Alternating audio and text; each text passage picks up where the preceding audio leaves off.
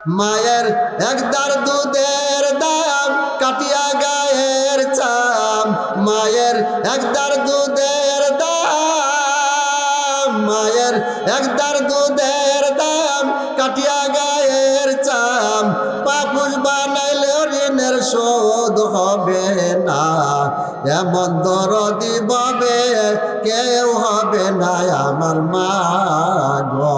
পিতা আনন্দে মাতিয়া সাগরে ফেলিয়া সেই যে চইলা গেল ফিরা আইল না, মায়ে দরিয়া জঠরে, মায়ে দরিয়া জঠরে কত কষ্ট করে 10 মাস 10 দিন পরে পেল বেদনা, এমন দরদি বাবে কেউ হবে না আমার মা গো। হবে দরদি ভাই কেউ নাই, এই জন্য মা কে কষ্ট বেশি করে দেখে আল্লাহ নবী মায়ের কথা 3 বার বললেন আর বাবার কথা 1 বার বললেন। এই জন্য আল্লাহ নবী বলেন মা বাবার সাথে কখনো খারাপ ব্যবহার করতে পারবে না। এই জন্য বাবার কথা 1 বার বলেছেন, আরে বাবাও কত কষ্ট করে সন্তানের জন্য। এই জন্য আল্লাহর নবী সাল্লাল্লাহু আলাইহি সাল্লাম হাদিসের মধ্যে আছে, এক সাহাবী আল্লাহর নবীর কাছে এসে বলেন, ইয়া রাসূলুল্লাহ, ইয়া হাবিবাল্লাহ, আমি আপনার সঙ্গে জিহাদে যাইতে চাই, জিহাদের মর্যাদা আমি অর্জন করতে চাই। বলেন সুবহানাল্লাহ। হাদিসের মধ্যে আছেন আল্লাহর নবীর কাছে এক সাহাবী এসে বলতেছে, ইয়া রাসূলুল্লাহ, ইয়া হাবিবাল্লাহ, আমি জিহাদে যাইতে চাই, জিহাদে যাইয়া জিহাদের মর্যাদা আমি অর্জন করতে চাই, আপনার সাথে জিহাদ আমি যাইতে চাই। আল্লাহর নবী বলেন, তোমার কি বাড়িতে মা আছে, বাবা আছে কিনা? ওই সাহাবী বলে, ইয়া রাসূলুল্লাহ, আমার বাড়িতে মা বাবা আছে। আল্লাহর নবী সাল্লাল্লাহু আলাইহি সাল্লাম বললেন, তুমি বাড়িতে চলে যাও, বাড়িতে যাইয়া তোমার মা বাবার সেবা করো, তুমি জিহাদের সওয়াব পেয়ে যাবা। বলে সুবহানাল্লাহ। আরেক সাহাবী করছে কি, আবার যায়া নবীর কাছে যায়া সাহাবারা নাম লেখাইতেছে যুদ্ধের জন্য। ওই সাহাবী নবীর সম্মুখে দাঁড়ায়া বলতেছে, ইয়া রাসূলুল্লাহ, আমি জিহাদের জন্য নাম লিখতে চাই। বলে, তোমার কি মা বাবা আছে? বলে, আছে। আমি যখন আসলাম আমার মা বাবাকে দেখলাম কান্না করতেছে। আল্লাহ নবী বললেন, তাহলে মা বাবা তো রাজি না, কান্না যখন করতেছে রাজি না। আল্লাহ নবী বললেন যে তোমার মা বাবার সেবা করা যায়। ওই সাহাবী আবার নাম লেখানোর জন্য আরেক পাশে যেয়ে দাঁড়াইছে। আল্লাহ নবী বলে, তোমার কি মা আছে বাবা আছে? কয় আছে। বলে, তোমার মা বাবার দয়া সেবা করো। ওই সাহাবী আবার আরেক পাশে যেয়ে দাঁড়াইছে। আল্লাহ নবী বলে, তোমার মা বাবা আছে? ওই সাহাবী বলে, আছে। বলে, তাহলে যাও, চলে যাও, তোমার মা বাবাকে যায়া তুমি যেভাবে কাঁদে আসছো সেইভাবে যায়া হাসাও, তাহলে তুমি জিহাদের সওয়াব পেয়ে যাবে। বলে সুবহানাল্লাহ। এজন্য সন্তান মা বাবার সামনে কখনো উচ্চ বাক্যে কথা বলা যাবে না, তাহলে মা বাবার সেবা করলে যত মর্যাদা, আবার মা বাবার নাফরমানি করলে আবার ক্ষতি আছে।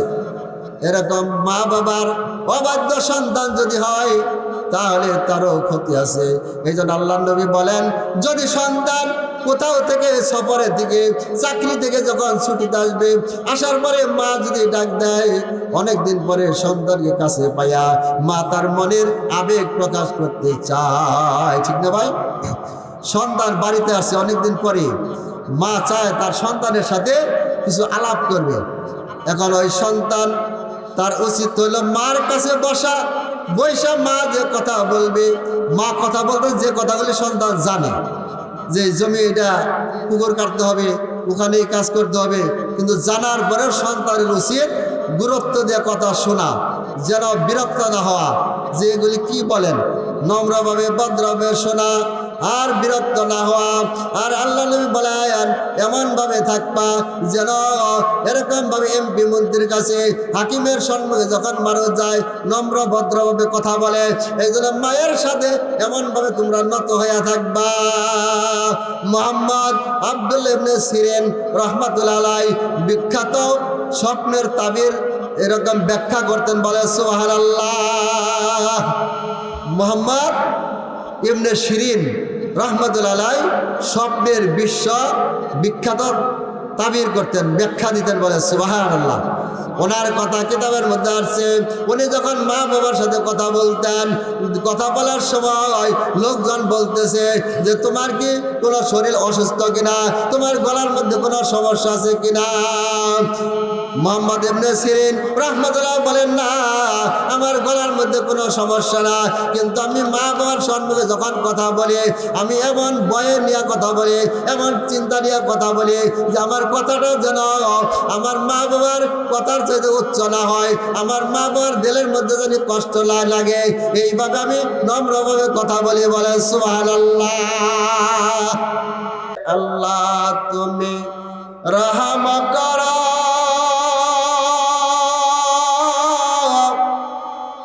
নসিব করো মদিনা, নবীর রওজা দেখাইয়া কবর দেশে নিয়ানা, বালাগাল উলাবি কামালিহি কাশাফাদ দুজা বিজামালিহি, হাসানাত জামিউ খিসালিহি, সাল্লু আলাইহি ওয়া আলিহি, লা ইলাহা ইল্লাল্লাহ, লা ইলাহা ইল্লাল্লাহ, লা ইলাহা ইল্লাল্লাহ। এই কালেমার জপমালা কাজে লাগবে শেষের বেলা, এই কালেমার জপমালা কাজে লাগবে শেষের বেলা। অন্ধকার কবরে তোমায়, অন্ধকার কবরে তোমায় রেখে দিবেন একলা, লা ইলাহা ইল্লাল্লাহ, লা ইলাহা ইল্লাল্লাহ। আল্লাহ আল্লাহ আল্লাহ আল্লাহ আল্লাহ আল্লাহ, আসমানে আল্লাহ, জমিনে আল্লাহ, আল্লাহ আল্লাহ আল্লাহ আল্লাহ, লা ইলাহা ইল্লাল্লাহু মুহাম্মাদুর রাসূলুল্লাহ সাল্লাল্লাহু আলাইহি ওয়াসাল্লাম। আলহামদুলিল্লাহ। বলিখণ্ড পূর্বপাড়া পুরাতন জামে মসজিদ এর উদ্যোগে প্রথম বার্ষিক ওয়াজ মাহফিল আয়োজিত, উপস্থিত মাহফিলের সম্মানিত সভাপতি সাহেব এবং দূর দূরান্ত থেকে হুজুরপূর্ণ সাল্লাল্লাহু আলাইহি সাল্লামের কলিজার টুকরা নয়নের মনি দিগারে উলামায়ে কেরাম এবং আমার সম্মুখে আমার পিতৃতুল্য মুরব্বিয়ান সমবয়সী যুবক ভাইয়েরা, পর্দার আড়ালে অবস্থানরত আমার সম্মানিত মা এবং বোনেরা, সবাইকে জানাই ধন্যবাদ, মোবারকবাদ যে মহান রব্বুল আলামিন আমাদেরকে আজকে জান্নাতের বাগানে কোরআন হাদিসের মজলিসে আসার জন্য, বসার জন্য যে মহান রব্বুল আলামিন সুযোগ করে দিলেন, এই জন্য আমরা আল্লাহ পাকের বহুত বড় নিয়ামত পেয়েছি। বলেন সুবহানাল্লাহ। মহান আল্লাহ বলেন যে বান্দা নিয়ামত পায়া যত নিয়ামতের শুকরিয়া আদায় করবে, আল্লাহ রব্বুল আলামিন নিয়ামতের বাড়িয়ে দেবেন। বলেন সুবহানাল্লাহ। আর নিয়ামতের না শুকরিয়া আল্লাহর আযাব বড় কঠিন। এই জন্য আমরা সকলেই আল্লাহর দরবারে নিয়ামতের শুকরিয়া জানাই, সকলেই পরে আলহামদুলিল্লাহ। আমি আপনাদের সম্মুখে পবিত্র কোরআনুল কারীম 15 পারা সূরাতুল বানী ইসরাঈলের 23 এবং 24 নম্বর আয়াত তিলাওয়াত করেছি। আল্লাহর নবীর অসংখ্য হাদিস থেকে, লক্ষ লক্ষ হাদিস থেকে একটি হাদিস পড়েছি। মহান আল্লাহ যদি এর উপর কিছু কথা বলার তৌফিক দান করে তাহলে বলবো ওয়া তাওফিকে ইল্লা বিল্লাহ। আর আল্লাহ নবী বলেন যে ব্যক্তি আল্লাহর নবীর উপর একবার দরুদ শরীফ পড়বে, আল্লাহ নবী বলে আল্লাহ তার উপর 10 বার রহমত নাযিল করে বলেন সুবহানাল্লাহ, এবং 10টি গুনাহ মাফ করবেন এবং 10টা মর্যাদা বুলন্দ হবে। এই জন্য আমরা সকালে পড়ি সাল্লাল্লাহু আলাইহি ওয়াসাল্লাম। আল্লাহ রাব্বুল আলামিন বলেন ওয়া ক্বাদা রাব্বুকা আল্লা তা'বুদু ইল্লা ইয়্যাহু ওয়া বিল ওয়ালিদাইনি ইহসানা ইম্মা ইয়াবলুগান্না ইনদাকাল কিবারা আহাদুহুমা আও কিলাহুমা ফালা তাকুল লাহুমা উফফিন ওয়া লা তানহারহুমা ওয়া কুল লাহুমা قولا كريما واخفض لهما جناح الذل من الرحمة وقل رب ارحمهما كما ربياني صغيرا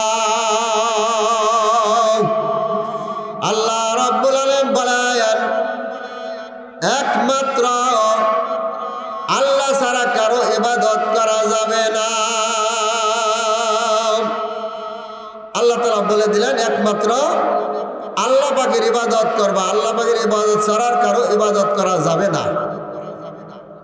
আল্লাহ পাক আমাদের মালিক, আল্লাহ আমাদের সব, আল্লাহ আমাদের রব। একমাত্র রবের ইবাদত করতে হবে, রবের কুদরতি পায়ে আমার মাথাকে সিলিন্ডার করতে হবে। এই জন্য আল্লাহ ছাড়া আর কারো ইবাদত করা যাবে না। বলেন সুবহানাল্লাহ। আল্লাহ রাব্বুল আলামিন আল্লাহ পাকের ইবাদতের পরে বললেন তোমার মা বাবার সাথে সদ্য ব্যবহার করবা, ভালো ব্যবহার করবা। তোমার মা বাবা 2 জন অথবা 1 জন যদি বার্ধক্যে উপনীত হয়, বৃদ্ধ হয়ে যায়, তাহলে তাদের সম্মুখে তুমি উহা শব্দ করো না তাদের ব্যবহারে, এবং তোমার ব্যবহারে যেন তারা কোনো উহা শব্দ না করে, এবং তাদের ব্যবহারে তুমি যেন কখনো উহা শব্দ না করো। তাদের সম্মুখে তুমি নম্রভাবে কথা বলো, তুমি আচরণ তুমি ভালো করো, তাদের সাথে ব্যবহার আচরণ ভালো করবে, এবং তুমি নম্র ভদ্রভাবে কথা বলবে। বলে সুবহানাল্লাহ। আল্লাহ পাকের হক হলো সর্বপ্রথম আল্লাহর ইবাদত বন্দেগী করা, যেমন নামাজ, রোজা, হজ, যাকাত, এগুলি হইল আল্লাহর হক, এগুলি আদায় করা। আর আল্লাহর হক আদায় করতে গেলেই তো নবীর আনুগত্য এসে যায়, নবীর তরিকা আল্লাহর ইবাদত করার মধ্যে আছে। আর তারপরে সবচাইতে যে বান্দার হকটা আছে, আল্লাহর হকের পরে সর্বপ্রথম হক হলো মা বাবার। বলেন সুবহানাল্লাহ। এজন্য আল্লাহ রাব্বুল আলামিন বলে দিলেন তোমার মা বাবার সম্মুখে তুমি কখনো ধমক দিয়ে কথা বলতে পারবে না। তোমার মা বাবাকে তুমি এরকম ভাবে তার সাথে খারাপ ব্যবহার করতে পারবে না। তোমার আচরণে কোথায় যেন তারা কষ্ট না পায়। আল্লাহর নবী সাল্লাল্লাহু আলাইহি সাল্লাম বলেন তোমার মা বাবা যদি অসন্তুষ্ট হয়ে যায় তাহলে আল্লাহ পাকও অসন্তুষ্ট হয়ে যায়। বলে সুবহানাল্লাহ। আর তোমার ব্যবহারের দ্বারা যদি মা বাবা খুশি হয় তাহলে আল্লাহ পাকও খুশি হয়ে যায়। সুবহানাল্লাহ। এজন্য আল্লাহর নবী হাদিসের মধ্যে বলেন আল জান্নাতু তাহতা আকদামিল উম্মাহাত। আল্লাহর নবী সাল্লাল্লাহু আলাইহি সাল্লাম বলেন তোমার মা বাবার পায়ের নিচে সন্তানের বেহেশত, মা বাবার পায়ের নিচে সন্তানের বেহেশত। বলেন সুবহানাল্লাহ। আম্মা যান আয়েশা সিদ্দিকা রাদিয়াল্লাহু তাআলা আনহা থেকে হাদিস বর্ণিত, আল্লাহর নবী সাল্লাল্লাহু আলাইহি সাল্লাম বলেন, আম্মা যান আয়েশা সিদ্দিকা রাদিয়াল্লাহু তাআলা আনহা থেকে বর্ণিত আছে যে রাসূলুল্লাহ সাল্লাল্লাহু আলাইহি সাল্লাম একদিন আম্মা যান আয়েশা সিদ্দিকা রাদিয়াল্লাহু তাআলাকে বললেন, ও আয়েশা শোনো, আজকে আমি রাত্রিতে স্বপ্ন দেখলাম, স্বপ্নের মধ্যে আমি জান্নাতের মধ্যে গিয়েছি। বলে সুবহানাল্লাহ। আল্লাহর নবী সাল্লাল্লাহু আলাইহি সাল্লাম জান্নাত স্বপ্নের মাধ্যমে দেখছে। আবার এই যে মেরাজের যে চাঁদ গেল, মেরাজে আল্লাহ পাক যখন নিছিলেন, মেরাজে যাওয়ার সময় সিদরাতুল মুনতাহা যখন সাতম আসমান জমিনে যখন আল্লাহ পাক নিছে আল্লাহর নবীকে, ওখানে আল্লাহর নবী জান্নাত জাহান্নাম দেখছে। বলে সুবহানাল্লাহ। আবার হাদিসে আছে স্বপ্নের মধ্যেও দেখছে, আবার হাদিসের মধ্যে আছে নামাজ পড়ার সময়ও দেখছে। বলে সুবহানাল্লাহ। আল্লাহর নবী সাল্লাল্লাহু আলাইহি সাল্লাম একদিন নামাজ পড়তেছে, হাদিসের মধ্যে আসছে ওই নামাজ পড়া অবস্থায় আল্লাহর নবী হাত বাড়াইছে এমনি করে। বলে সুবহানাল্লাহ। নামাজে দাঁড়াইছে আল্লাহর নবী একদিন রাত্রে নামাজ পড়তেছে, নামাজ পড়ার সময় সম্মুখে হাত বাড়াইছে, আবার হাত গোটায় আনছে। নামাজ শেষে সাহাবায়ে কেরাম রাদিয়াল্লাহু তাআলা আনহু বললেন, ইয়া রাসূলুল্লাহ, ইয়া হাবিবাল্লাহ, নামাজের মধ্যে আজকে আপনি যে কাজটা করলেন এরকম তো আমি আর কোনোদিন আমরা দেখি নাই। নামাজের মধ্যে যে হাত বাড়াইলেন আবার হাত গোটাইলেন এরকম তো কোনোদিন দেখি নাই। আল্লাহর নবী সাল্লাল্লাহু আলাইহি সাল্লাম বলেন, ও আমার সাহাবায়ে কেরাম তোমরা শোনো, আমি যখন নামাজে দাঁড়াইছিলাম, নামাজ যখন পড়তেছিলাম, দেখি আমার সম্মুখে আঙ্গুর ফলের বাগান, আর ওই বাগানের মধ্যে আঙ্গুর ফলের ছড়াগুলি জ্বলতেছে। বলে সুবহানাল্লাহ। এই আঙ্গুরের ফল যখন জ্বলতেছে দেখার পরে আমি তখন হাত বাড়াইয়া ওই আঙ্গুরের জোকাগুলি, আঙ্গুরের ফলগুলি আমি ধরার জন্য হাত বাড়াইছিলাম। সুবহানাল্লাহ। আর তখন আমাকে বলা হলো যে আপনি পিছিয়ে যান, এটা তো দুনিয়া না, এটা তো হইলো আখিরাত, এটা তো জান্নাতের ফল, আপনার দুনিয়াতে এখনো হায়াত বাকি আছে, এই ফল তো জান্নাতে ভোগ করতে হবে, আপনি পিছিয়ে যান। তখন আমি হাত পিছিয়ে আনলাম। বলে সুবহানাল্লাহ। আল্লাহর নবী জীবনে কোনোদিন মিথ্যা কথা বলে নাই, বলছে। আর আল্লাহর নবীর একটা কথা সারা পৃথিবীর সমস্ত মানুষের কথার চাইতে বেশি সত্য, সঠিক। বলেন সুবহানাল্লাহ।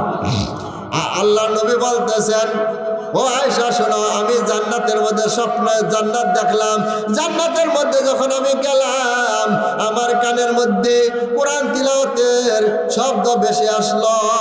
বলে সুবহানাল্লাহ।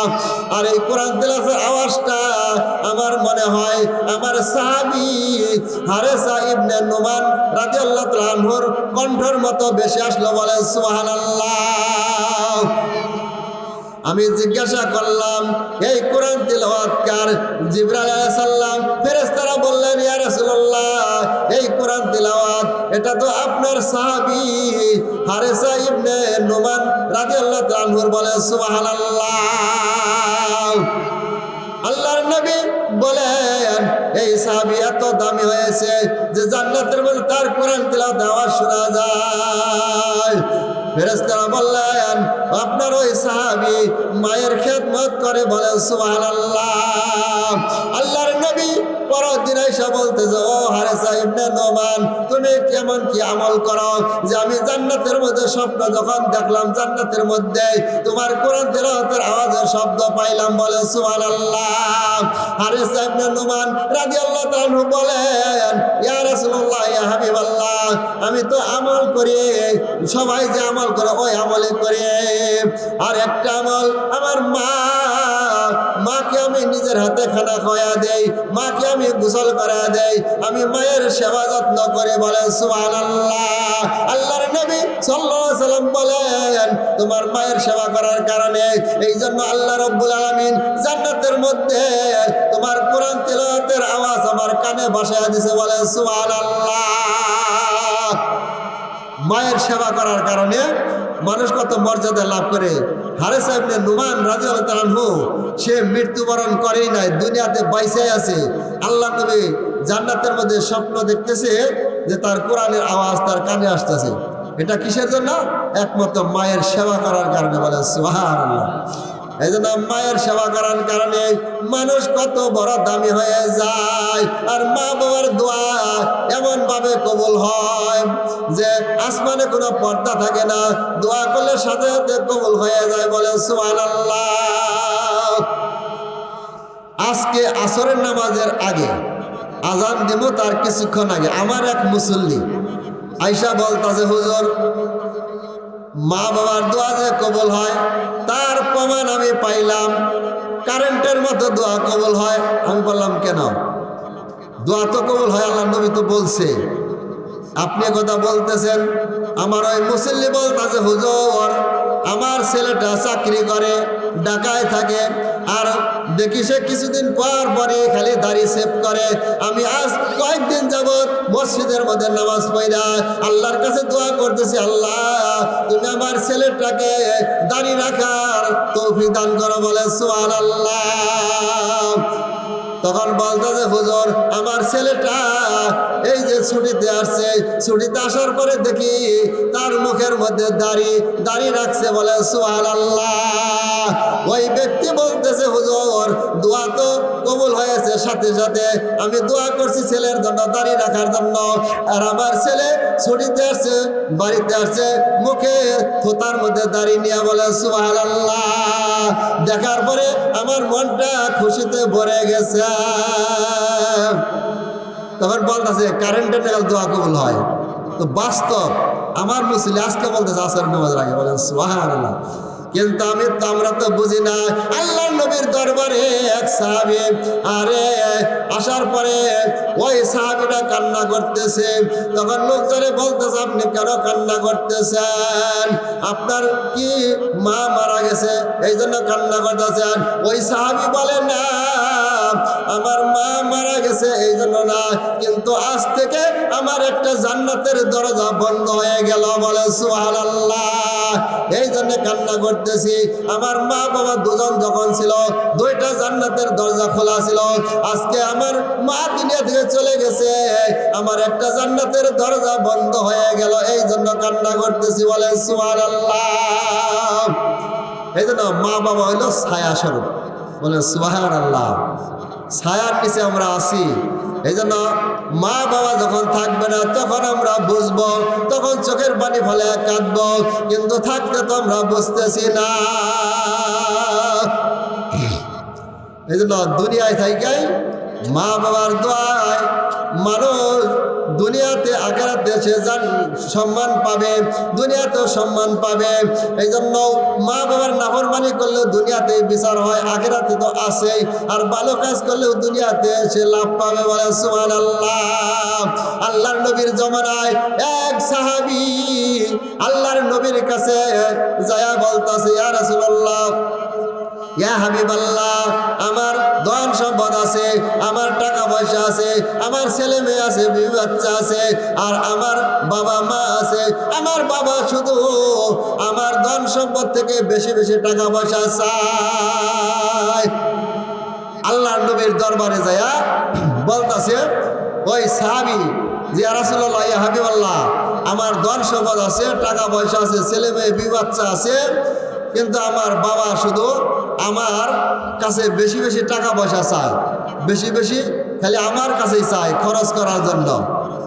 আল্লাহর নবী বললেন যে তোমার বাবা তোমার কাছে বেশি ধন সম্পদ আছে, তোমার কাছে টাকা চায়। আল্লাহর নবী বললেন, শোনো, আনতা মালুকা ওয়া আবি আবুকা। আল্লাহর নবী বলেন যে তুমি এবং তোমার ধন সম্পদ এগুলি সবগুলি তো হইল তোমার বাবার। বলে সুবহানাল্লাহ। বলতেছে তুমিও তো তোমার বাবার সম্পদ, সন্তান মা বাবার সম্পদ না? আর তোমার ধন সম্পদ টাকা পয়সা এগুলি তো তোমার বাবার সম্পদ।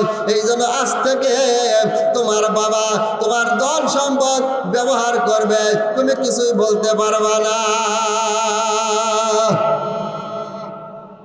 এজন্য আল্লাহ তাআলা বলে দিয়েছেন যে তোমার মা বাবার সম্মুখে তোমরা কখনো রাগ করিয়া ধমক দিয়ে কথা বলিও না, তাহলে আল্লাহ তাআলা বেজার হয়ে যায়। দুনিয়ায় থাকতে যে মানুষ কেমন দামি হয়, কেমন সম্মানিত হয়, আমরা তো অনেক ঘটনা শুনেছি। হযরত ওয়াইস কারনী রাদিয়াল্লাহু তাআলা আনহু, হযরত ওয়াইস কারনী ইবনে আমের ওয়াইসাল কারনী, এরকম ভাবে সে নবীর জমানায় তার জন্ম হয়েছিল, কিন্তু নবীর সাহাবী হইতে পারে নাই। নবীর জমানায় তার জন্ম, নবীর প্রতি ঈমান আনছে ওয়াইস কারনী, কিন্তু নবীর সাহাবী হতে পারে না। কেন? ঈমান হালতে যারা নবীকে দেখবে তারাই নবীর সাহাবী, কিন্তু নবীর জমানায় জন্ম হওয়া সত্ত্বে নবীকে দেখতে পারে না, এই জন্য নবীর সাহাবী হতে পারে নাই, সেজন্য তাবেঈ। ওয়াইস কারনী রাহমাতুল্লাহ আলাইহি নবীকে দেখার জন্য আরে তার দিলের মধ্যে কত ছটফট করত। আর নবীর সাহাবী যারা নবীর কাছে ঈমান আইনা কালেমা পড়া নবীর সাহাবী হয়েছে, সাহাবী হওয়ার পরে কোনো আমল করতে পারে, তারপরে মারা গেছে, এই একটা সাহাবীর যে দাম মর্যাদা সারা পৃথিবীর কোনো ওলির এত দাম নাই। বলে সুবহানাল্লাহ। সাহাবী যে মর্যাদা, একজন সাহাবী আর যারা সাহাবী না, ওই সারা পৃথিবীর সমস্ত মানুষের মর্যাদার চাইতে একজন সাহাবীর মর্যাদা বেশি। বলেন সুবহানাল্লাহ। এই জন্য ওয়াইস কারনী রাহমাতুল্লাহ আলাইহি আল্লাহর নবীর কাছে চিঠি লিখলেন, বললেন ইয়া রাসূলুল্লাহ, ইয়া হাবিবাল্লাহ, আমি আপনাকে একটা নজর দেখার জন্য আমার মনটা শুধু ছটফট করতেছে। আমি যদি একটা নজর আপনাকে দেখতে পারতাম তাহলে আমি আপনার সাহাবীর মর্যাদা অর্জন করতে পারতাম। বলে সুবহানাল্লাহ। ওয়াইস কারনী রাহমাতুল্লাহ আলাইহি নবীর কাছে চিঠি লিখলেন, ইয়া রাসূলুল্লাহ, ইয়া হাবিবাল্লাহ, আমি আপনাকে দেখার জন্য আমার দিলটা কাঁদতেছে, মনটা কাঁদতেছে, একটা নজর দেখার জন্য আপনাকে দেখতে পারলে আমি নবীর সাহাবী হতে পারি, মর্যাদা লাভ করতে পারি। কিন্তু ইয়া রাসূলুল্লাহ, ইয়া হাবিবাল্লাহ, আমার যে বৃদ্ধা মা আছে তার খেদমত করতে হয়, তার সেবা করার জন্য আর কোনো লোক নাই, তাকে দইরা দইরা বাইরে আনতে হয়, আবার গোসল করাইতে হয়, খাওয়াইতে হয়, আমার মায়ের সেবা করার জন্য আর কোনো লোক নাই। এখন আমি কি করব? আপনার কাছে আসার জন্য তো আমার মনটা কাঁদতেছে। তো নবীর কাছে আসার জন্য এখনো তো নবীর রওজা জিয়ারত করার জন্য সবারই মন কান্দে, কান্দে না ভাই? এজন্য ওই সাহাবী ওয়াইস কারনী রাহমাতুল্লাহ বলতে, ইয়া রাসূলুল্লাহ, ইয়া হাবিবাল্লাহ, আপনার কাছে যাওয়ার জন্য আমার মনটা কান্দে, আমার দিলটা আপনার জন্য পাগল করা হয়ে গেছে আপনার কাছে যাওয়ার জন্য, কিন্তু আমার মায়ের সেবা করার জন্য যাইতে পারতেছি না। আল্লাহর নবী সাল্লাল্লাহু আলাইহি সাল্লাম বললেন, তুমি তোমার মায়ের সেবা করো, তোমার মায়ের খেদমত তুমি করো, আর এখানে আসতে হবে না, তোমার মা আছে, তোমার মায়ের সেবা করতে থাকো। বলে সুবহানাল্লাহ। মায়ের সেবা করতে থাকলেন, নবীর কাছে আসলেন না। আর আল্লাহ তাআলা তার মর্যাদা এমন বাড়াইয়া দিছে যে আল্লাহর নবী সাল্লাল্লাহু আলাইহি সাল্লাম হযরত ওমর ফারুক রাদিয়াল্লাহু বললেন যে, ও ওমর, যখন ইয়ামেন থেকে যখন ওয়াইস কারনী নামে একজন ব্যক্তি আসবে তাকে দোয়া করার জন্য বলবা, কেননা তার দোয়া করতে দেরি আল্লাহ রাব্বুল আলামিন কবুল করতে দেরি হবে না। বলে সুবহানাল্লাহ। সে যদি দোয়া করে আল্লাহর দরবারে কবুল হয়ে যাবে। বলে সুবহানাল্লাহ। তো হযরত ওমর ফারুক রাদিয়াল্লাহু তাআলা আনহু আমিরুল মুমিনিন আল্লাহর নবীর ইন্তেকালের পরে যখন ইয়ামান থেকে কাফেলা আসে, জামাত আসে, খোঁজ করে যে আল্লাহর নবী বলে গেছে এরকম একটা লোক আসবে, এরকম তার নাম হলো ওয়াইস কারনী, জিজ্ঞাসা করবা, তাকে যদি পাওয়ার পরে দোয়া করার জন্য বলবা। হযরত আমিরুল মুমিনিন ওমর রাদিয়াল্লাহু আনহু যখন ইয়ামান থেকে জামাত আসে, কাফেলা আসে, খালি খোঁজ করে আর জিগায় তোমাদের মধ্যে কারনী গোত্রের ওয়াইস কারনী আবু আমের নামে কোনো লোক আছে কিনা? এরকম খুঁজতে খুঁজতে একদিন তার একজন চাচাতো ভাই আসছে, আসার পরে বলতেছে যে কার্নির শহর থেকে কোনো লোক আসছে কিনা। ওই ব্যক্তি বলতেছে যে আমি আসছি। বলে তোমার নাম কি? সে নাম বলছে, বলে যে এরকম ওয়াইস কর্মীর নাম একজন, তার গায়ে কুষ্ঠরোগ ছিল, তাকে কি চিনো কিনা? ওই লোকটা বলতেছে সে লোকটা তো এরকম বোকা নির্বোধ, সে শুধু সবসময় মা মা করে আর এরকম ভাবে চুপ করিয়া থাকে। ওমর ফারুক রাদিয়াল্লাহু তাআলা আনহু এই কথা শোনার পরে বললেন, তুমি কি বলতেছ? এ কথা বলিও না। আল্লাহর নবী সাল্লাল্লাহু আলাইহি সাল্লাম বলে গেছেন যে সে যদি দোয়া করে আল্লাহ তাআলা কবুল করবে। বলে সুবহানাল্লাহ। তুমি তাড়াতাড়ি যাও, তোমার স্বাস্থ্য ভাই ওয়াইস কর্মী তার কাছে যায়া তুমি মাপ চাও গা। তখন ওই ব্যক্তি গেছেন, যাওয়ার পরে তার কাছে যা বলতেছে, ভাই তুমি যে এত দামি হয়েছো আমরা তো জানি না, তোমাকে তিরস্কার করতাম, তোমাকে কত ঠাট্টা করতাম, তোমাকে বোকা বলতাম, তুমি তো এরকম ভাবে এত দামি হয়েছো তা জানি না। তুমি দোয়া করলে আল্লাহ তাআলা কবুল করবেন, তাহলে আমার জন্য দোয়া করো, আমি ভুল করেছি। ওয়াইস কর্মী রাহমাতুল্লাহ আলাইহি আল্লাহর কাছে দোয়া করলেন, আল্লাহ তুমি আমার ভাইকে মাফ করে দেবো, আমাকেও মাফ করে দাও। সুবহানাল্লাহ। এরকম ভাবে চলতেছে চলে আবার যখন ইয়ামান থেকে জামাত আসছে, আসার পরে হযরত ওমর ফারুক রাদিয়াল্লাহু তাআলা আনহু জিজ্ঞাসা ওয়াইস কর্মী নামে কোনো লোক আছে কিনা। তখন দেখে ওয়াইস কর্মী আবু আব্দুল্লাহ আমের আসছে। ওখানে আসার পরে বলতেছে যে তুমি আমার জন্য দোয়া করো, তোমার দোয়া কবুল হবে। ওয়াইস কর্মী রাহমাতুল্লাহ বলেন, লজ্জা পাইতেছে, বলে আপনি কি বলেন? আপনারা তো নবীর সাহাবী, আপনাদের মতো মর্যাদাদার সারা পৃথিবীর মধ্যে কেউ নাই। বলে সুবহানাল্লাহ। বলতেছে আল্লাহর নবী বলে গেছে তোমার দোয়া কবুল হবে। বলেন সুবহানাল্লাহ। আর তোমার গায়ে কুষ্ঠরোগ ছিল না? বলে হ্যাঁ, সারা শরীরে কুষ্ঠরোগ ছিল। আর এখন তোমার গায়ে 1 দিরহাম এরকম ভাবে বা 1 দিনার কুষ্ঠরোগ কিছু আছে। এর কেন আছে এটার কারণ আমি বলতে পারবো। বলে সুবহানাল্লাহ। এখন বলে যে আমিরুল মুমিনিন ওমর রাজি বলতেছেন যে তোমার গায়ে এখনো একটু চিহ্ন আছে কুষ্ঠরোগের, আমি বলতে পারবো কেন আছে। ওয়াইস কর্মী রাহমাতুল্লাহ বলেন, কেন বলেন?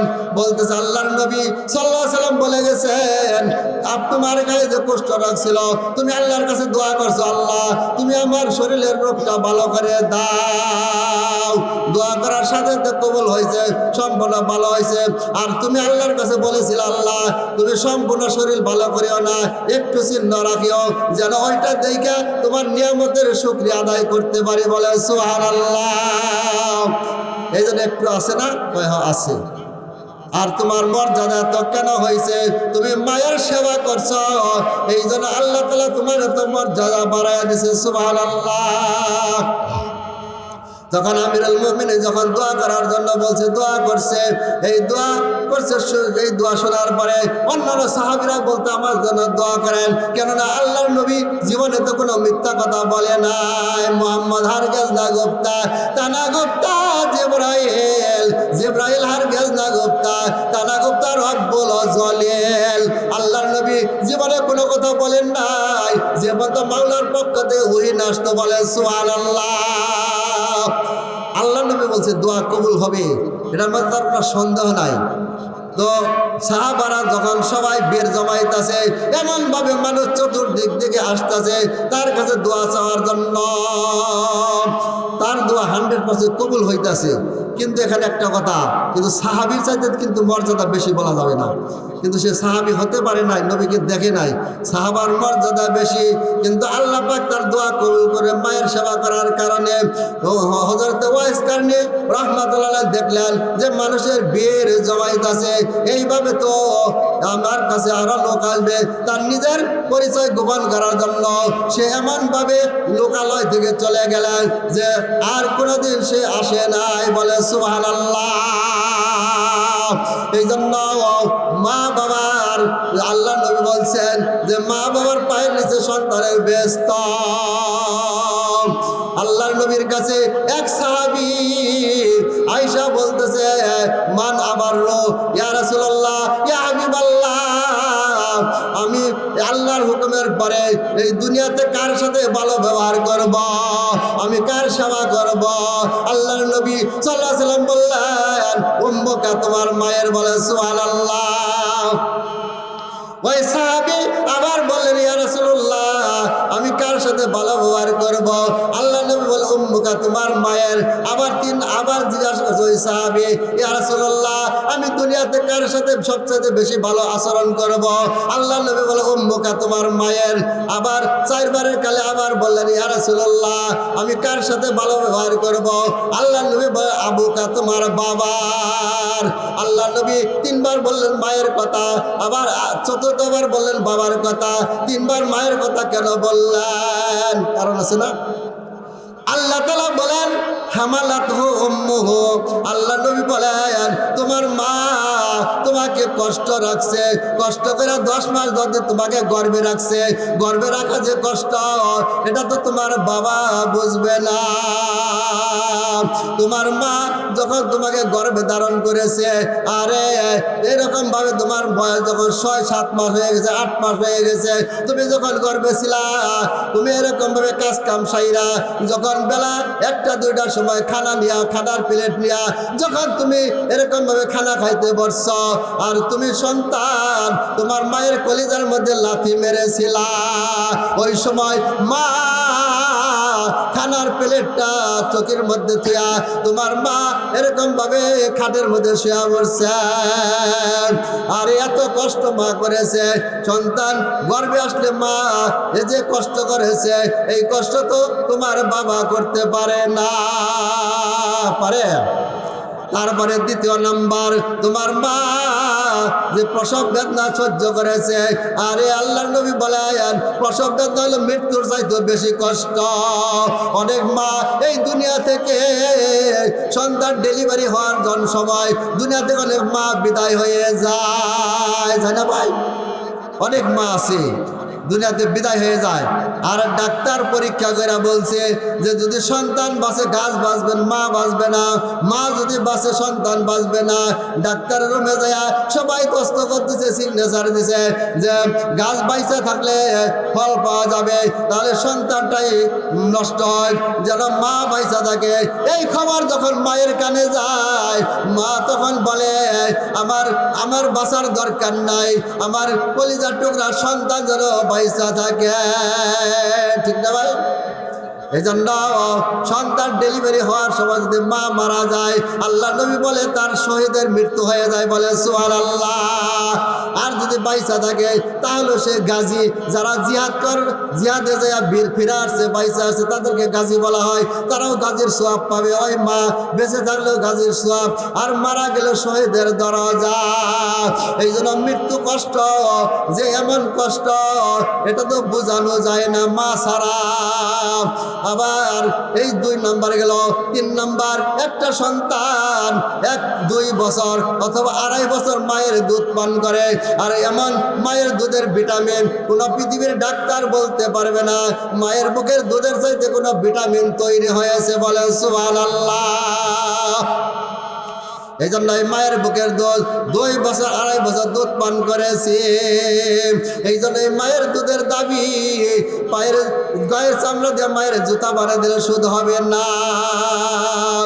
এই জন্য কবি বলছে যে মায়ের 1 দাঁড় দুধের দাম কাটিয়া গায়ের চাম, মায়ের 1 দাঁড় দুধের দাম, মায়ের 1 দাঁড় দুধের দাম কাটিয়া গায়ের চাম, পাপুষ বানাইলে ঋণের শোধ হবে না, এমন দরদি ববে কেউ হবে না আমার মা গো। হবে ভাই? হবে না। পিতা আনন্দে মাতিয়া সাগরে ফেলিয়া, সেই যে চইলা গেল ফিরা আইলো না।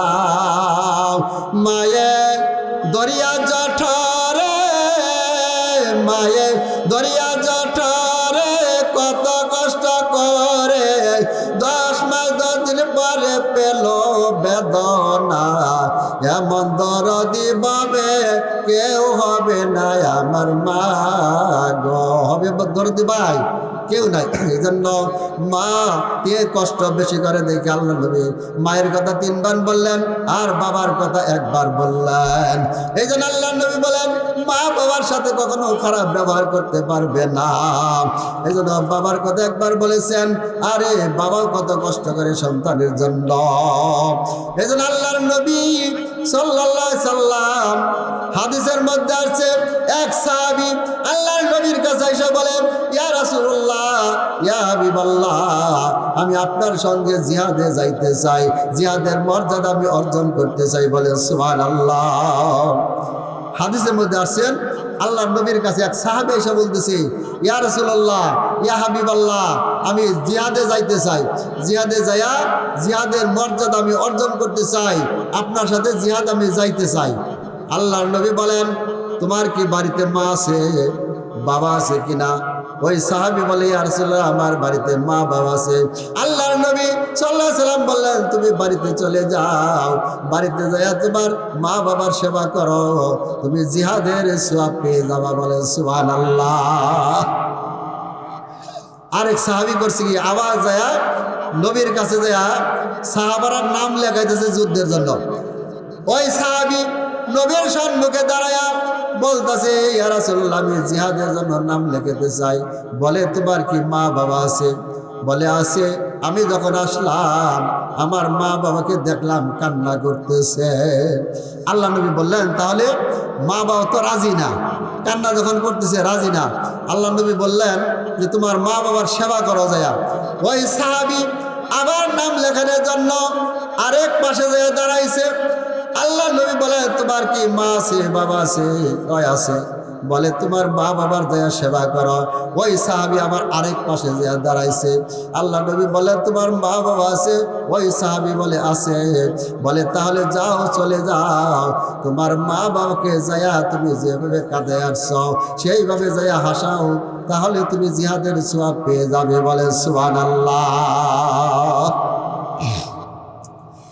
এজন্য সন্তান মা বাবার সামনে কখনো উচ্চ বাক্যে কথা বলা যাবে না, তাহলে মা বাবার সেবা করলে যত মর্যাদা, আবার মা বাবার নাফরমানি করলে আবার ক্ষতি আছে।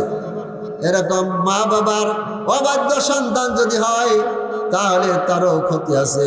এই জন্য আল্লাহ নবী বলেন যদি সন্তান কোথাও থেকে সফরের দিকে চাকরি থেকে যখন ছুটিতে আসবে, আসার পরে মা যদি ডাক দেয়, অনেক দিন পরে সন্তানকে কাছে পাইয়া মা তার মনের আবেগ প্রকাশ করতে চায়, ঠিক না ভাই? সন্তান বাড়িতে আসছে অনেকদিন পরে, মা চায় তার সন্তানের সাথে কিছু আলাপ করবে। এখন ওই সন্তান তার উচিত হইল মার কাছে বসা, বৈশা মা যে কথা বলবে, মা কথা বলতে যে কথাগুলি সন্তান জানে, যে জমি এটা পুকুর কাটতে হবে, ওখানেই কাজ করতে হবে, কিন্তু জানার পরেও সন্তানের উচিত গুরুত্ব দিয়ে কথা শোনা, যেন বিরক্ত না হওয়া, যে এগুলি কি বলেন নম্রভাবে ভদ্রভাবে শোনা আর বিরক্ত না হওয়া। আর আল্লাহ নবী বলেন এমনভাবে থাকবা যেন এরকমভাবে এমপি মন্ত্রীর কাছে হাকিমের সম্মুখে যখন মানুষ যায় নম্র ভদ্রভাবে কথা বলে, এই জন্য মায়ের সাথে এমনভাবে তোমরা নত হয়ে থাকবা। মুহাম্মদ আব্দুল্লাহ ইবনে সিরিন রাহমাতুল্লাহ আলাইহি বিখ্যাত স্বপ্নের তাবির এরকম ব্যাখ্যা করতেন। বলে সুবহানাল্লাহ। মুহাম্মদ ইবনে সিরিন রাহমাতুল্লাহ আলাইহি স্বপ্নের বিখ্যাত তাবির করতেন, ব্যাখ্যা দিতেন। বলে সুবহানাল্লাহ। ওনার কথা কিতাবের মধ্যে আসছে, উনি যখন মা বাবার সাথে কথা বলতেন, কথা বলার সময় লোকজন বলতেছে যে তোমার কি কোনো শরীর অসুস্থ কিনা, তোমার গলার মধ্যে কোনো সমস্যা আছে কিনা। মুহাম্মদ ইবনে সিরিন রাহমাতুল্লাহ বলেন না, আমার গলার মধ্যে কোনো সমস্যা না, কিন্তু আমি মা বাবার সম্মুখে যখন কথা বলি, আমি এমন ভয়ে নিয়ে কথা বলি, এমন চিন্তা নিয়ে কথা বলি যে আমার কথাটা যেন আমার মা বাবার কথার চাইতে উচ্চ না হয়, আমার মা বাবার দিলের মধ্যে যেন কষ্ট না লাগে, এইভাবে আমি নম্রভাবে কথা বলি। বলে সুবহানাল্লাহ। এই জন্য মা বাবার সাথে এমনভাবে কথা বলতে হবে যেন আঘাত না লাগে। আর আমরা আজকে মা বাবার সামনে এমনভাবে কথা বলি যে মা বাবাই ছেলে সন্তানের সামনে কথা উচ্চস্বরে বলতে সাহস পায় না, ঠিক না ভাই? যে মা বাবাই কথা বলা সাহস পায় না জোরে, মা বাবাই আস্তে কথা বলায়, মা বাবাই সাহস পায় না। এই জন্য মা বাবার নাফরমানি করলে, মা বাবার কথা যদি না শোনা হয় তাহলে তার আবার ক্ষতি হয়। এই জন্য মা বাবাকে ধমক দিয়ে কথা বলা যাবে না, মা বাবার সাথে ভালো ব্যবহার করতে হবে। এই যে পৌষ মাসে মাঘ মাসে শীতের মধ্যে আর সন্তান যদি কোথাও চলে যায়, রাত্রি 12টা 1টা 2টা যদি হয়ে যায়, ওই মা বাবা তো আর ঘুমায় না সন্তানের জন্য। এরকম ভাবে জাগ্রত থাকে সন্তান বাড়িতে আসছে কিনা। 12টা 1টা 2টার সময় যদি এইসব মা সন্তানকে ডাক দেয়, এক ডাকের কালে মা চেতন হয়ে যায়, বলে সুবহানাল্লাহ। ঠিক না ভাই? সবাই ঘুমায় পারে কিন্তু মা কিন্তু ঘুমায় না। যখন সন্তান একটা ডাক দেয়, ডাক দেওয়ার পরে মা যখন জাগ্রত হয়, সন্তান বলে মা সবাই তো ঘুমিয়ে গেছে, আর তুমি এক ডাক দেওয়ার কালে তুমি চেতন পাইলা, তুমি কেন ঘুমাও না? ওই মা বলতেছে, ও আমার কলিজার সন্তান, তুমি যে পর্যন্ত বাড়িতে না আসো সে পর্যন্ত আমার ঘুম ধরে না। এই জন্য মায়ের মতো দরদি আর ছাড়া বিধির মধ্যে নাই, আছে কি? এই জন্য দেখেন মায়ের নাফরমানি করার কারণে অনেক সন্তানের বিপদ হয়েছে। এরকম অনেক ঘটনা আছে যে অনেক সন্তান মা বাবার নাফরমানি করছে। এমন সন্তান আছে মা বাবাকে 2, 4, 5 বছর 10 বছর পর্যন্ত ডাকে না, আছে না এরকম?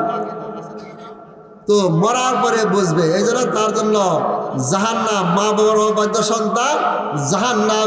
কিছুদিন আগে এক লোক এরকম ভাবে বলতেছে 10 বছর যাবত মার সাথে কথা বলে না। আমি বিশ্বাস করি না, এটা কি কথা হইতে পারে? সন্তান মার সাথে 10 বছর কথা হয়, এটা কথা হইলো? তখন আমার এক মুসল্লি বলছে, হুজুর এই যে এখানে কাছে আছে 5 বছর ধরে কথা হয় না। বলে নাউজুবিল্লাহ, মার সাথে কথা কয় না 5 বছর যাবত। এরকম একটা ঘটনা হয়েছে যে কুমিল্লা ডিস্ট্রিক্টের মধ্যে ওই সন্তানটা বিদেশে চলে গেছে। বিদেশে যাওয়ার পরে এরকম হজ করতেছে। হজ করার সময় মক্কার ঘরে যখন তোয়াফ করে, এরকম ভাবে সবাই কান্নাকাটি করে কাবা ঘর দইরা, কিন্তু ওই লোকটার কোনো ভালো লাগে না, ওর কিছুতেই ভালো লাগতেছে না। তখন বলতেছে কি ব্যাপার, এরকম লাগে কেন? ওইখানে একজন হুজুর ছিল, হুজুর বলতেছে তোমার কি বাড়িতে মা বাবা আছে কিনা? ওই সন্তান বলতেছে মা আছে। ভাই তোমার মা বাবার সাথে কেমন ভালো ব্যবহার করো? ওই সন্তান বলতেছে 10 বছর যাবার কথা বলি না। ওই হুজুর বলতেছে আরে কম বক্তা সন্তান, তুমি এখানে 100 বার হজ করলেও কাজে লাগবে না, তুমি তাড়াতাড়ি যায়া তোমার মাকে খুশি করো, তাহলে তোমার হজে কবুল হবে। তোমার জান্নাতের দরজা তুমি বন্ধ করে রাখছো, যেখানে কবুল হবে সেই সিন্ধুকের মধ্যেই তো তোমার তালা মারা। তাহলে যেখানে যার দোয়াই কবুল হবে সে দোয়াই তো বন্ধ করে রাখছো, কেমনে কবুল হবে? এই জন্য দেখেন মা যদি বুখারী শরীফ হাদিসের মধ্যে আছে একটি ঘটনা, যে নাম ছিল জুরাইজ রাহমাতুল্লাহ আলাইহি। সে আল্লাহর বড় আবেদ ছিলেন, এমন আবেদ ছিলেন যে এরকম ভাবে দোয়া করছে কবুল হয়েছে। আল্লাহর এমন আবেদ ছিলেন, সে নিরিবিলি এরকম জঙ্গলে চলে গেল আল্লাহ পাকের ইবাদত বন্দেগী করার জন্য। জঙ্গলে যাইয়া যখন ঘর উঠাইয়া সুন্দরভাবে ইবাদত বন্দেগী করতেছে, একদিন মা যাইয়া ডাকতেছে, জুরাইজ তুমি আসো আমার কাছে আসো। ওই জুরাইজ রাহমাতুল্লাহ আলাইহি তখন নামাজে দাঁড়াইছে, চিন্তা করে এখন আমি মার ডাকে সাড়া দিব না নামাজ ছাইরা দিব। নফল নামাজে দাঁড়াইছে। এখন ওই সময় মাসলা জানে না যে নামাজের চাইতে নফল নামাজের যে মায়ের কথা যে বেশি জরুরি, এটা তার জানা ছিল না। এখন চিন্তা করতেছে জুরাইজ রাহমাতুল্লাহ আলাইহি, এটা সহিহ হাদিসের ঘটনা, বুখারী শরীফ হাদিসের ঘটনা, যে আমি কি মায়ের ডাকে সাড়া দেব না নামাজ ছাইরা দিব? এমনি করে অন্য কোনো কাজ করতেছে না, সে নামাজ পড়তেছে, ভালো কাজ করতেছে না। এখন চিন্তা করে আমি কি মায়ের ডাকে সাড়া দিব না আমি নামাজ ছাইরা দিব, কোনটা করব? চিন্তা ভাবনা করতেছে। সে তো চিন্তা ভাবনা করে নামাজে পড়তেছে, নামাজ ছাইরা দেয় নাই, আর মা তখন চলে গেছে। এদের কিতাবের মধ্যে আসছেন যে মা যদি অসুস্থ থাকে, বাবা অসুস্থ থাকে বাড়িতে, এখন এশার নামাজের সময় হয়েছে বা মাগরিবের নামাজের সময় হয়েছে, আপনি নামাজে যাবেন জামাত ধরার জন্য। জামাতের নামাজ পড়লে মসজিদে যায় 27 গুণ সওয়াব, বেশি না? আপনি বয়ান শুনবার হবেন, বড় হুজুর আসছে, বয়ান শুনতে যাবেন, এমন সময় মা কান্না করতেছে, বাবা অসুস্থ, যে আমার এরকম বাইরে যাইতে হবে, আমার দইরা নেও, আর আমার এরকম গ্যাস্ট্রিকের বড়ি ফোরাইছে, বড়ি আনো। এখন সন্তান যদি কয় যে কোথাও যদি যাই, যাবার চাই, তখন খালি তোমার করে ফরমাইশ, আর কোনো সময় পাও না। কিন্তু আল্লাহ নবী বলেন না, এটা বলা তো জায়েজ না। তোমার মা বাবার ডাকে ওই সময় সাড়া দেওয়া ফরজ, তোমার মসজিদে জামাতে যাওয়া ওই সময় জায়েজ না। তুমি পরে একাই নামাজ পড়বা, তারপরে ওয়াজ মাহফিলে যাওয়া জরুরি না, এরকম গাছতে যাওয়া জরুরি না, এরকম চিল্লায় যাওয়া ওই সময় জরুরি না। কারণ মায়ের খেদমত করা যদি লোক না থাকে, তাহলে ওই মায়ের কাছে থাইকা মায়ের সেবা করা তোমার জন্য ফরজ। আর আমরা কি করি, যে এটা মরেও না, এটার জ্বালায় করে হলে যাবারও পারি না, ওয়াজ শুনবার যাবো, মসজিদে যে নামাজ পড়বো তাও পারি না।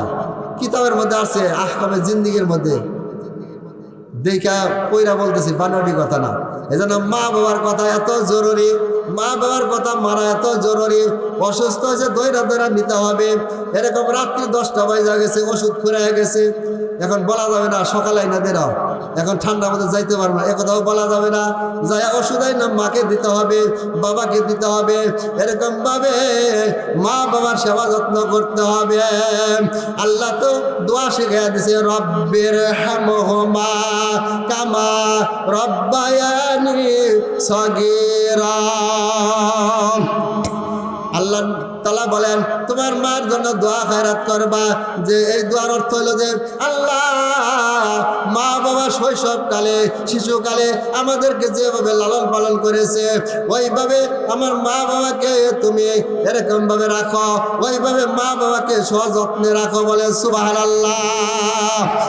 মা বাবা আমাদের জন্য ছোট্ট সময় কি গাড়ি ছিল, আমাদের জন্য লাঠি ছিল, ছিল না? আমরা হাঁটতে পারি নাই, মা বাবা দইরা দইরা হাঁটাইছে, আর মা বাবা কান্দে করে এদিক সেদিক নিয়ে গেছে। মা বাবা আমার চলার জন্য গাড়ি ছিল, লাঠি ছিল। এখন মা বাবা বৃদ্ধ হয়ে গেছে, এখন সন্তান ওই মা বাবার জন্য লাঠি গাড়ি হওয়া দরকার। আর মা বাবা যদি কথা একটা ছেলে 10টা বলে, 2টা বলে, বিরক্ত হয় না? আমার সন্তান আমরা যখন খেয়াল করব, দেখেন আমি এক সময় আমার বড় মেয়ে যখন এরকম কথা বলতে পারে, আমি একদিন কোলে নিয়ে বেড়াইতেছি সকালবেলায়, এরকমভাবে আমাকে অন্তত কমের 20-30টা ডাক দিছে, আব্বা এটা কি, আব্বা এটা কি, এরকম ছোট সন্তান হয় না? কিন্তু বিরক্ত হই নাই, প্রত্যেকটা উত্তর দিছে এইটা। ও সম্মানিত ভাইরা আমার, যুবক ভাইরা আমার, আমরা যখন ছোট্ট ছিলাম মা বাবাকে এরকম বলছি, এটা কি ওটা কি, মা বাবা বিরক্ত হয় উত্তর দিছে। ও যুবক ভাইরা, এখন মা বাবা একটা কথা যদি 3বার বলে, তাহলে কেমনে আমরা বিরক্ত হই? ওই কথা খেয়াল করতে হবে। ছোট্ট সময় তো আমাদের কথায় মা বাবা বিরক্ত হয় নাই, এখন যদি মা বাবার কথায় বিরক্ত হয়, তাহলে তো আল্লাহ তাআলা বেজার হয়ে যাবে।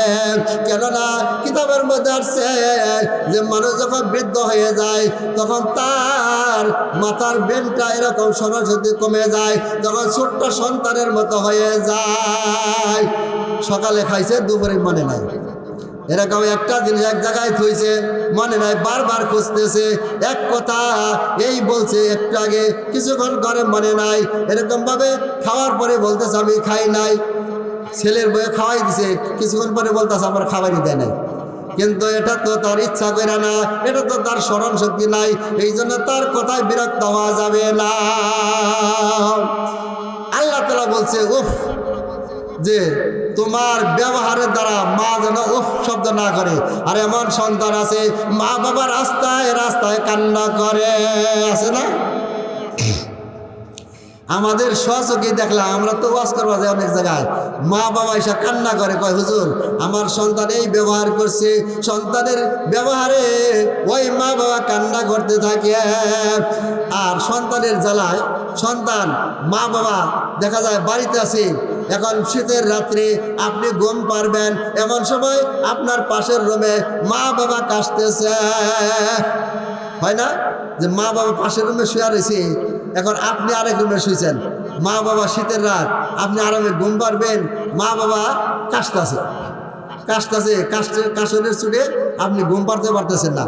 এখন আপনি ধমক দিলেন, আপনি ব্যবহার খারাপ করলেন যে তোমাদের জ্বালায় আমি ঘুম পাড়তে পারি না, তোমরা তো মরাও না, তোমাদের নামে মরণ নাই, এ কথা বলা যাবে না, আল্লাহ বেজার হবে। একটু খেয়াল করে সম্মানিত ভাইয়েরা আমার, তুমি যখন ছুটতেছিলা তোমার মা কত 1 নয় 2 নয় কত মাসকে মাস তোমার জন্য ঘুম পারে নাই, ঠিক না? বেজার হয়েছে। আর মা কাশতেছে, বাবা কাশতেছে, তুমি বেজার হইয়া তুমি রাগ কইরা ধমক দিলা। আল্লাহ বলে সাবধান সাবধান, ওয়াকফিদ লাহুমা জানাহাজ্জুল্লি মিনার রাহমাতি ওয়া কুর রাব্বিরহামহুমা কামা রাব্বায়ানি সাগীরা। সাবধান, তুমি নত হইয়া থাকো, তুমি নম্র হইয়া থাকো, তোমার কথা যেন এমন ভাবে তোমার আব্বার কানে আম্মার কানে না যায়। কথা শোনার পরে মা বাবা যেন এরকম না বলে, আহ কি সন্তান জন্ম দিলাম, সন্তানের সামনে কথাই বলতে পারি না, সন্তান এমন ভাবে কথা বলে সন্তান মনে হয় আমাকে ধরবে, এরকম আছে না বাম্মা? কয় যে হুজুর পোলা রাগ বেশি, কথাই বলতে পারে না। এটা তো জায়েজ না। পোলা মা বাবার সামনে এমন ভাবে থাকতে হবে যেন ওই সময় তার কোনো রাগই নাই, ওই সময় যেন তার কোনো কথা এমন ভাবে নম্রভাবে বলতে হবে যেন কথা আস্তে আস্তে বলে। মা বাবার কথার উচ্চ আওয়াজে কথা বলা যাবে না, এটা আল্লাহ পাকের কথা। এজন্য বিরক্ত হওয়া যাবে না। দেখেন যখন হারায় তখন আমরা বুঝি। আমার কাছে এক লোক বলতেছে মা মারা গেছে, মারা যাওয়ার পরে এখন কান্না করে মাঝে মাঝে, আর কয় হুজুর আমার মা তো 2টা বছর অসুস্থ ছিল, মাকে কত সেবা যত্ন করলাম, কিন্তু অনেক সময় বিরক্ত হইয়া মাকে কত ধমক দিয়েছি, এখন মনে হয় আল্লাহ তাআলা বেজার হবে, এইটা মনে কইরা খালি কান্না করছে। কয়েকদিন পর তো আসলে হারাইলে আমরা বুঝি না, থাকতে বুঝি না। এই জন্য মা বাবাকে ধমক দেওয়া যাবে না। ওই লোকটা তখন বলতেছে হুজুর কি করি, আমার মনে হয় মাফ হবে না। তখন বললাম আল্লাহ তাআলা তো দোয়া শিখাই দিয়েছে যে তোমার মা বাবার জন্য আজীবন তুমি দোয়া করো, রব্বিরহামহুমা কামা রাব্বায়ানি সাগীরা। দোয়া করতে থাকো, আল্লাহর কাছে দোয়া করতে থাকো, আল্লাহ তুমি আমার মা বাবাকে যেভাবে আমাদেরকে সেবা করছে এইভাবে সেবা করো, আর এরকম ভাবে দোয়া করতে থাকো। আর তুমি কি করো, তুমি যখন 10টা টাকা দান করবা মসজিদে মাদ্রাসায়, তুমি বলবা 5টা টাকা আমার মায়ের জন্য দিলাম, 5টা টাকা আমার বাবার জন্য দিলাম, এরকম তোমার সাধ্যে যা হয় 100 টাকা দান করতেছ, 5 টাকা এরকম 50 টাকা আমার জন্য আর 50 টাকা আমার মায়ের জন্য দান করলাম, বলেন সুবহানাল্লাহ। তাহলে আল্লাহর নবী সাল্লাল্লাহু আলাইহি সাল্লাম বলেন অনেক মানুষ আছে আফসোস করতে থাকে, অনেক মা বাবা আছে যে টাকা পয়সা ঋণ করে শেষ মুহূর্তে বাড়ি ঘর বেচে বিদেশ পাঠায়, সন্তানকে পাঠায় না। পাঠানোর পরে এমন ঘটনা আসছে, আমার সমাজে একটা ঘটনা হয়েছে, 2টা সন্তান বিদেশ গেছে, যাওয়ার পরে এই 2 সন্তানই বিদেশে, আর ওই মা প্রতিদিন কথা বলতো মায়ের সাথে মোবাইলে ভিডিও ফোনে, আর ফোন দেওয়ার সাথে সাথে সর্বপ্রথম মা দেখতে আমি হাইটা যাইতেছি রাস্তা দিয়া, মা ছেলে ফোন দিছে, ফোন দেওয়ার পরে সর্বপ্রথম আর কোনো কথা নাই, ওই মা সর্বপ্রথম যে কথাটা বলতেছে বাবা তুমি কি খাইছো কি না, ঠিক না ভাই? সর্বপ্রথম মা কি জিজ্ঞাসা করে, টাকা পাঠাও না কে, এটা জিজ্ঞাসা করা? সর্বপ্রথম মা বলে বাবা খাইছো কিনা। ওই মা প্রতিদিন কথা বলতো সন্তানের সাথে, আর সন্তানদেরকে বলতো তোমরা খাইছো কিনা। এরকম ভাবে সন্তানকে মা বাবা ফোন দেওয়া বলে টাকা পয়সার দরকার নাই, তোমার শরীর যেন ভালো থাকে, ঠিক মতো তুমি খাওয়া দাওয়া কইরো, বলেন সুবহানাল্লাহ, বলে কিনা? তো মা এই 2টা সন্তান বিদেশের বাড়িতে, মা দুনিয়া থেকে চলে গেছে। এরকম অনেক মা বাবা আছে সন্তানদেরকে টাকা পয়সা ঋণ করে বাড়ি ঘর বেচা পাঠালে পরে সন্তান যখন ঋণ শোধ করার পরে লক্ষ লক্ষ টাকা যখন কামাই করে, এমন সময় খবর শুনে মা দুনিয়াতে চলে গেছে, হয় না? বাবাও চলে গেছে। ওই সন্তান আফসোস করতে থাকে আর বলতে থাকে, এখন আমি লক্ষ লক্ষ টাকা কামাই রুজি করলাম, আমি মাকে ভালো কাপড় পরাইতে পারলাম না, মাকে ভালো খাওয়াইতে পারলাম না, এখন এই লক্ষ লক্ষ টাকা আমি ভালো মন্দ আমি কাকে খাওয়াবো, ভালো শাড়ি আমি কাকে কিনা দেব? আল্লাহর নবী সাল্লাল্লাহু আলাইহি সাল্লাম বলে, আমার উম্মত, এখন তোমার মা বাবা বেঁচে নাই, তোমার মনে চাই খেদমত করবা। আগে মনে চাইছে কিন্তু টাকা ছিল না, এখন মনে চায়, এখন টাকাও আছে কিন্তু মা বাবা নাই। আল্লাহ নবী বলে, আর ও আমার অন্য উম্মত, তুমি যদি ওই মা বাবার জন্য দান খয়রাত করো, তাহলে আল্লাহ তাআলা ওই মা বাবা পয়সা দিলে খেদমত করে যে সওয়াব হইতো, খেদমতকারী সন্তান হিসাবে আল্লাহ কবুল করবে। বলে সুবহানাল্লাহ। মা বাবার জন্য দান করলে যে কবুল হয় তার ঘটনা আছে। হযরত সাদ বিন উবাদা রাদিয়াল্লাহু তাআলা আনহু হাদিসের মধ্যে আসছে, উনি যখন সফরে ছিলেন, উনি বাড়িতে ছিল না। এখন তো মোবাইল আছে, যেখানেই থাক যদি কোনো ঘটনা হয়, মা বাবা মারা যায় বা অসুস্থ, সাথে সাথে খবর পাওয়া যায় না? ওই সময় মোবাইল ছিল না, তার মা মারা গেছে, মারা যাওয়ার পরে খবর পায় নাই। বাড়িতে যখন আসছে, আসার পরে শুনে সাদ বিন উবাদা রাদিয়াল্লাহু তাআলা আনহুর মা মারা গেছে।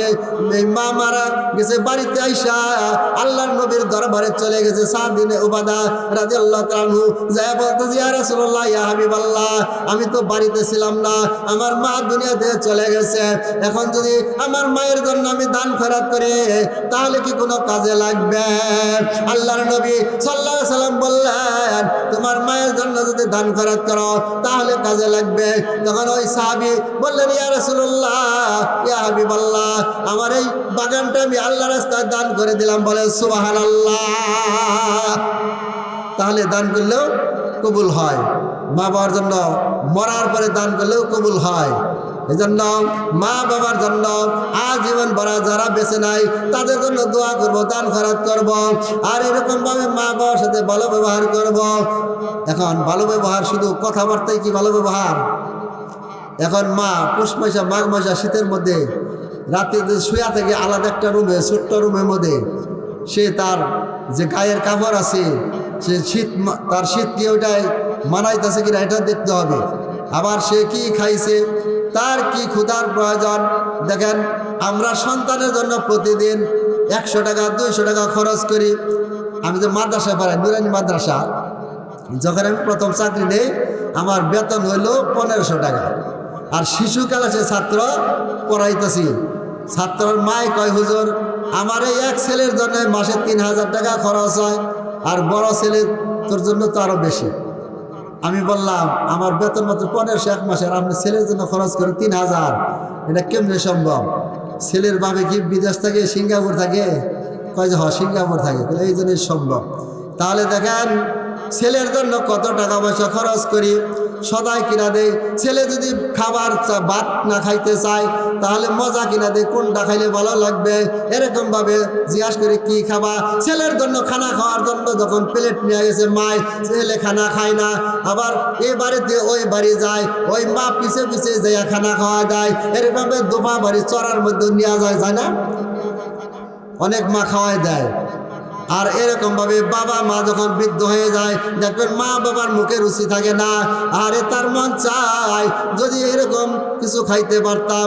এই জন্য সম্মানিত ভাইয়ের আমার, বন্ধুরা আমার, মা বাবা ভাত খাইতে পারে না, আর আমরা কি বলি, বয়স হয়েছে তো মুখে রুচি কি থাকবো, এখন আর কতই রুচি থাকবো, ভাত আর কতই খাইতে পারবো, বয়স হয়ে গেছে। আর না, ওই মা বাবার জন্য ঘরের মধ্যে বিস্কুট কিনা দিবেন, মা বাবার জন্য ওই ঘরের মধ্যে ওই বয়মের মধ্যে মজা কিনা রাখবেন, মা বাবার জন্য বিস্কুট কিনা রাখবেন। মা বাবা যেন ভাত যদি খাইতে না পারে, মাঝে মাঝে যেন ওই ঘরে থেকে বিস্কুট বাহির কইরা, মজা বাহির কইরা খাইতে পারে। বলে সুবহানাল্লাহ। আর মা বাবা যখন বৃদ্ধ হয়ে যায়, বাবা যখন বৃদ্ধ হয়ে যায়, মা বাবার তো বন্ধু বান্ধব থাকে না, বাবার বন্ধু মায়ের বান্ধবী আছে না। এখন আমরা যদি বাজারে যাই, বন্ধু বান্ধব নিয়ে কত টাকা খরচ করি, চা পান খাই। এখন একটা বৃদ্ধা বাবা, সেও তো বন্ধু বান্ধবের কাছে যায়। এখন অন্যান্য বন্ধু বান্ধবেরা চা খাওয়াইলো, 1 দিন 2 দিন 3 দিন খাওয়াইলো, 3 দিনের পর ওই বাবারও তো চায় আমিও 1 দিন খাওয়াই, চাই না? এখন আপনি বাবার টাকা পয়সা দেন না, পকেট খরচ দেন না, বুড়া মানুষ তার আবার কি টাকা পয়সা না, এটা করবেন না। বাবাকে মাঝে মাঝে 50 টাকা 100 টাকা দিবেন, তারা তো বন্ধু বান্ধব আছে, নিয়ে যেন সে চাও খাইতে পারে, ঠিক না? এই জন্য মা বাবাও পোলাই পানির মতো, মা বাবা যখন বৃদ্ধ হয়ে যায় তার জন্য আলাদা কইরা এই বিস্কুট তারপরে চানাচুর মুড়ি টুড়ি কিনে আলাদা রাইখা দিবেন, তোমার যখন খাবার মন চায় খাওয়া। এই জন্য আল্লাহ পাক আমাদের সকলকেই কোরআন হাদিসকে যা কিছু আলোচনা করলাম, আল্লাহ যেন আমাদের সকলকে আমল করার তৌফিক দান করেন। সবাই আমিন। ওয়া আখির দাওয়ানা আলহামদুলিল্লাহি রাব্বিল আলামিন। আসসালামু আলাইকুম ওয়া রাহমাতুল্লাহি ওয়া বারাকাতুহু।